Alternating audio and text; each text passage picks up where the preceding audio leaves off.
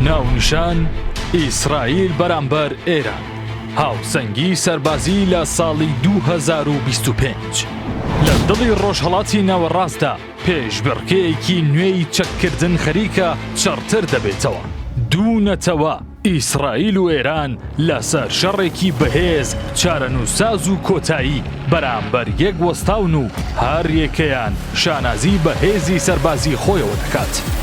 ئیسرائیل و ئێران هەرگیز شەڕی ڕاستەوە خۆیان نەکردووە، بەڵام ڕکابەریەکانیان لە غەزەوە تا سووریا و لوبنان لە فەزای ئەلکترۆنیەوە تا ئاسمانەکان درێژ ببوویەوە. بەڵام ئێستا شەڕەکە گۆڕاوە و هەردووچیان ڕاستەوخۆ هێرش دەکەنە سەرگێک و دەیانەوێت کۆتایی بە یەکتر بهێنن. لەم راپۆرتە چەندین زانیاری نەبیستراو و جیاواز لەسەر لایەنی سەربازی هەردوو وڵات دەزانن کە ڕەنگە پێشتر هەر گوێتان لێ نەبوو بێت یان نەتان زانی بێت. هێزی زەمینی ئێران لە هێزی مرۆیی پێشەنگە. هێزەکەی سێوەندەی ئیسرائیل زیاترە، بە جۆرێک زیاتر لە 600,000 سەربازی چاڵاک و هێزێکی نیمچە سەربازی بە ناوی بەسیجی هەیە کە لە کاتی هەڵگیرسانی شەڕدا دەتوانێت داوای ملیۆنان کەس بکات. بە پێچەوانەوە ئیسرائیل سوپایەکی بچووکتری هەیە، ژمارەیان نزیکەی 170,000 سەربازی چاڵاکە، بەڵام هێزێکی یەدەکی ڕاهێنراوی بەرزی 465,000 کەسی هەیە کە ئامادەن لە چەند ڕۆژێکدا بکەونە سەر ئەرک و جێگیر بکرێن.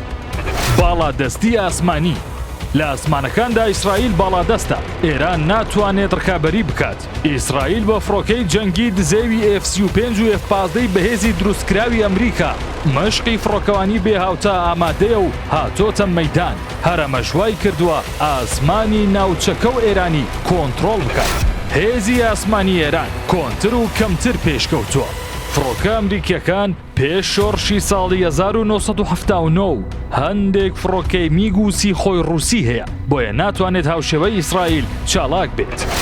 هێزی موشەی کە ئێران دەتوانێت هێرشی بکاتە سەر و بە توندی لێی بدات لە ڕێگەی موشەکەوەیە. ئێران بە هەزاران موشکی بالستیکی مەودا کورت و مامناوەندی هەیە، هەروەها گەورەترین جبەخانەی موشکی لە ڕۆژهەڵاتی ناوەڕاست هەیە و هەر ئەمە وای کردووە ناتواندرێت ژمارەیەکی ڕوون لەسەر ڕێژەی موشەکەکان دەست بکەوێت.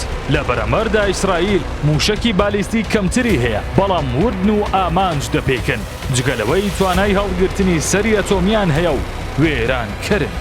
توانای دژە موشکی ئیسرائیل بە سیستەمێکی سێچینی کە پێک هاتوون لە گومەزی ئاسنین، قەڵغانی داود و تیژڕۆ و بەرگری لە ئاسمانی خۆی دەکات.